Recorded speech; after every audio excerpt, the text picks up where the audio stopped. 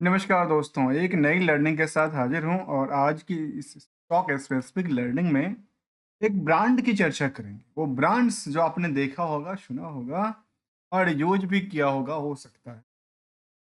Company है रूपा। रूपा company की बात कर रहा हूँ, रूपा कंपनी लिमिटेड जो कि खास करके अंडरगारमेंट आइटम में बड़ी नाम कमा रखी है और इसके अलावा देखा जाए तो इनके पास ब्रांड की काफ़ी सारी लिस्ट है। मुझे लगता है कि 8-10 ब्रांड तो उनके पास होगी, जहाँ पे रूपा जॉन्स, रूपा यूरो, रूपा टोरिडो, इस तरह के ब्रांड्स इनके पास शामिल है और बड़े-बड़े ब्रांड एम्बेसडर भी इनके पास देखने को मिलती है। कंपनी 1968 में बनी थी और उसके बाद कारोबार लगातार बढ़ती हुई और स्टॉक मार्केट में लिस्टिंग हुई। लिस्टिंग के बाद की बात करें तो क्या कहना चाहती है कंपनी को लेकर के, इनकी फाइनेंशियल से समझ में आती है और वो समझ में ये आती है कि फंडामेंटली वैल्यू कंपनी का यदि शेयर की देखें तो ₹124 का कहता है। इंट्रिंसिक वैल्यू कहता है ₹155 का। जबकि करंट मार्केट में डिमांड कितने की थी? इसकी प्राइस डिमांड के बेसिस पे प्राइस 244 का आंकड़ा दिखाती है। जबकि बीच में हायर टू हायर 362 तक गया था और डिमांड टूटकर ₹227 पे भी बॉटम उन्होंने बनाया था। जहां तक इंडस्ट्रियल की पी के सवाल है इस कंपनी को लेकर के, तो कंपैरिजन टू द बाकी यहाँ पे बहुत ज़्यादा क्राउड की बात नहीं करती है। फिलहाल क्राउड काफ़ी कम है। जहाँ से अर्निंग पर शेयर से ये कंपनी ₹9.30 पर शेयर की अर्निंग करती है, जिसका नंबर ऑफ शेयर 7,95,00,000 की बात। यदि इनकी आरओई और आरओसी के डेटा को देखें तो 7% से 10% की आंकड़ा दिखाती है। करीब प्रमोटर्स होल्डिंग 73% के आसपास और मैनेजमेंट की तरफ से निवेशकों के बारे में 1.23% के आसपास की डिविडेंड पे आउट भी करती नजर आ। जबकि यदि हम इनकी नेट प्रॉफिट मार्जिन को देखें तो कंपनी में केवल नेट इनकम बेस मार्जिन में देखा गया तो केवल 6% का आंकड़ा दिलाती है। जबकि सेल्स वर्सेस डेटर्स को देखेंगे तो 30% का आंकड़ा पे नंबर आती है। जबकि करंट रेशियो का नंबर देखेंगे तो काफी हायर कहती है। इसीलिए हमने इन पॉइंटों को क्या किया, थोड़ा सा समझने का प्रयास किया कि डेटर्स वर्सेस जो प्रॉफिटेबिलिटी रेशियोज हैं वो 496% का। हाँ, जितना प्रॉफिट बुक किया है उससे 500 गुना परसेंट 500% ज्यादा क्या कहती है इनका डेटर्स। जहां तक डेट टू इक्विटी के बारे में देखा है तो 0.22 का आंकड़ा कहती है। तो चलिए इन सभी पहलुओं की तरफ हम सुलझाने के प्रयास करते हैं, जिसका नाम है रूपा एंड कंपनी, जिसमें हम क्या करने वाले हैं, रिस्क एनालाइज करेंगे इनके बिजनेस मॉडल पे, जहां पे इनके फाइनेंशियल पोजीशन को लेते हुए और मार्केट की स्टॉक परफॉर्मेंस को, जो कि डिपेंड करेगा कहां से, जो कि डिपेंड करेगा रिजल्ट टू रिटर्न की तरफ। तो यहाँ पे देखा गया कंपनी को लेकर कि यदि आप चार्ट लेवल को केवल देखते हैं तो ये कह सकते हैं कि अच्छी खासी खरीदारी के साथ अच्छी खासी प्रॉफिट निकाली। मैं ये नहीं कभी कहता हूँ कि मार्केट क्रैश हुआ। मार्केट में क्रैश होने का दोस्तों कोई रीजन नहीं होता। मार्केट में खरीदारी और बिकवाली चलती रहती, क्योंकि नंबर ऑफ शेयर लिमिटेड है, इसमें डिमांड नहीं बढ़ाई जाती, डिमांड घट। उसी नंबर को लेकर के किसी के पास ज्यादा हो गया, किसी के पास कम हो गया, उन्होंने ब्लॉक कर दिया और ब्लॉक करने के बाद मार्केट की डिमांड बढ़ जाती है और जब बिकवाली का प्रेशर करते हैं, जबकि प्रॉफिट बुकिंग करते हैं, तो मार्केट में डिमांड टूट जाती है, अर्थात लोग लेने वाले कम पड़ जाते हैं और लेने के लिए इच्छुक नहीं रहते। जबकि यहाँ पे ये नहीं है कि लोग नहीं लेते हैं, लोग जब भी ट्रेडिंग होगा तो लोग लेते ही लेते हैं, भले वो 5% सर्किट पे हो या 10% की लोअर पॉइंट। यदि इनकी रिजल्ट पॉइंट ऑफ व्यू से हम समझें तो सितंबर तक का रिजल्ट अपडेटेड है, उसमें ये देखा गया कंपनी का जो यहाँ से लेकर के जो चार्ट ग्राफ था वो इस अकॉर्डिंगली देखने को मिलता है। और सितंबर टू सितंबर में करीब नियरली 1% गिरावट दर्ज करती है और नेट इनकम साइड में करीब 10% से ज़्यादा की गिरावट from the Y Y basis. जबकि एनुअली डेटा कहती है कि यहाँ से लेकर के यहाँ तक ट्रेंडिंग तो ठीक ठाक था 2022 तक, लेकिन 23 के बाद दोबारा बड़ी लंबी गिरावट के बाद फिर दोबारा चलने के लिए तैयार होती है, जिसमें 6% तक की क्या बनती है, रेवेन्यू साइड अपर साइड में खुलती है। जबकि नंबरों का बात करेंगे तो कंपनी खुद भी कारोबार करती है और होल्डी ऑन कंपनी के कारोबार की तरफ मूव करेंगे तो 297 करोड़ का आंकड़ा दिखाती है। 297 करोड़ की क्वार्टरली सेल रहा, जबकि कंपनी इससे पहले भी इससे ज़्यादा सेल कर चुकी। कंपनी इससे ज़्यादा भी पहले कर मतलब सेल्स में बहुत बड़ी रैली नहीं था। जबकि ऑपरेटिंग प्रॉफिट मार्जिन इनका फिलहाल कुछ क्वार्टरों से सस्टेन कर पा रही है, जबकि 10 से 11% के आसपास। जबकि नेट प्रॉफिट पार्ट में करीब लगातार गिरावट, क्योंकि यहाँ पे इसके बेसिस पे गिरावट देखने को मिला, क्योंकि लास्ट में इनका क्या लगा, सेल्स कम होता ना। यदि हम इन्हीं पहलुओं को हम ईयरली ग्रोथ की तरफ ध्यान दें तो हमारे सामने ये दिखता है कि करीब 1200 करोड़ के आसपास टर्नओवर क्रिएट करती है।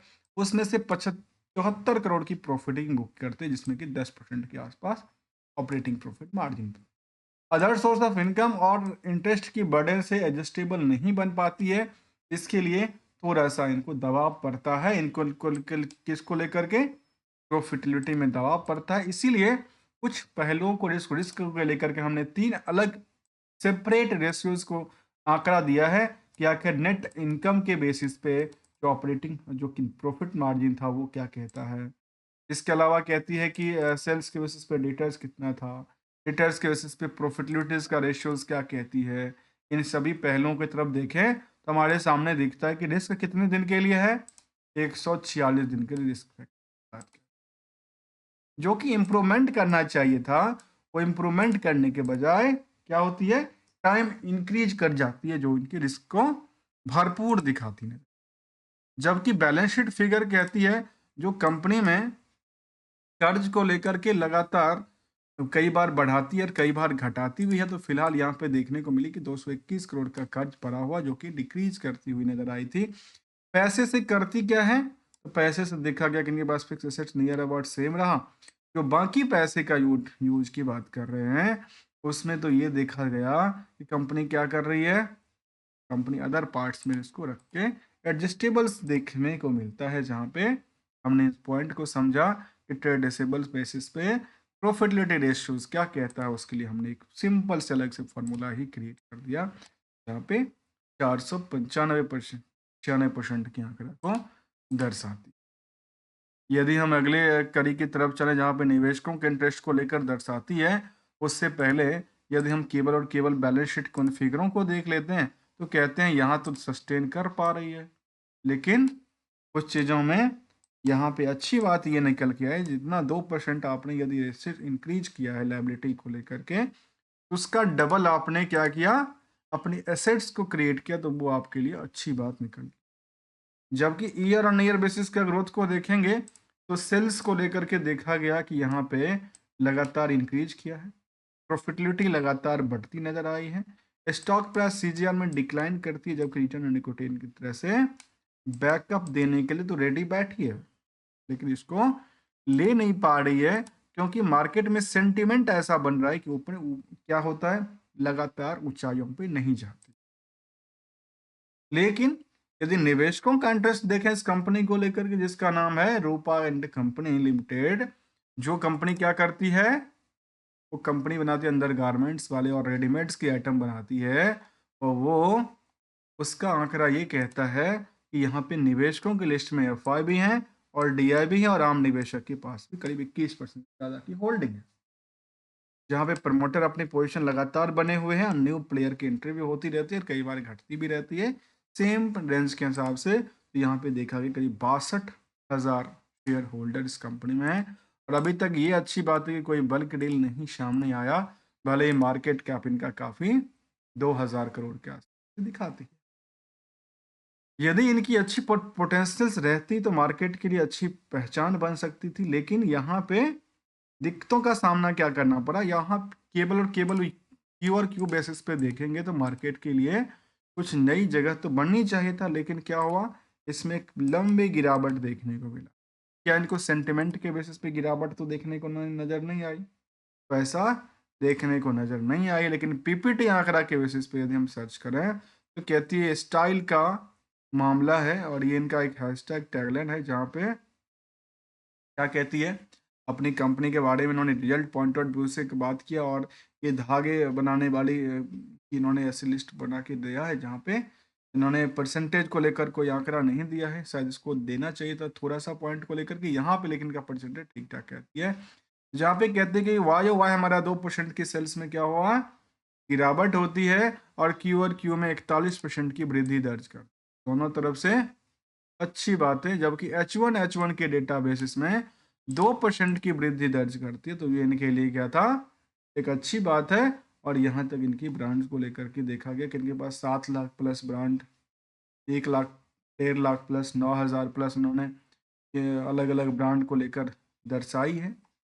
सब इनके पास अवार्ड और बाकी सारी चीज़ों को लेकर के अपनी परफॉर्मेंस और डिटेल्ड उन्होंने अपनी कंपनी को लेकर R&D सेंटर भी इनके पास कहती है जो R&D for the quality standard को लेकर के इनके पास कामकाज होती है।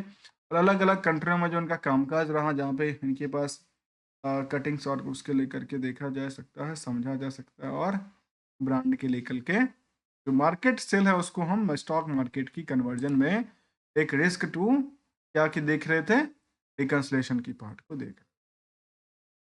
पीयर्स के आंकड़ा में देखें तो पेज इंडस्ट्रीज, वेदांता, वेदांत फैशन जैसी कंपनी शामिल है। और इन कंपनियों में रूपा के पास अभी भी निवेशकों का बहुत ज़्यादा रुझान नहीं है, काफ़ी कम रुझान की बात कहती है।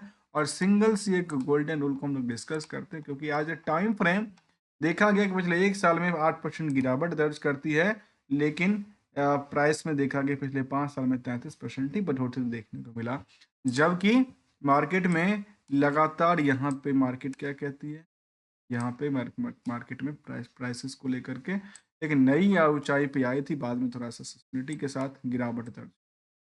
जहां भी लिया उसको जीरो बेस मान करके, हमने इसलिए उसको जीरो बेस माना है। और उसके बाद रिस्क होगा तो मार्केट में रिस्क को क्या करना है, एसएल के साथ निकलना है। और प्रॉफिट जो दिख रही है उसको बुक करके निकलना है। परसेंटेज और रिस्क टाइम फ्रेम वो आपकी खुद की डिसीजन होती है, क्योंकि सबकी अपनी अपनी फाइनेंशियल सिचुएशन है, सबकी अपनी फाइनेंशियल ज़रूरतें हैं, सबकी फाइनेंशियल रिस्क को रिस्क झेलने की कैपेसिटी है।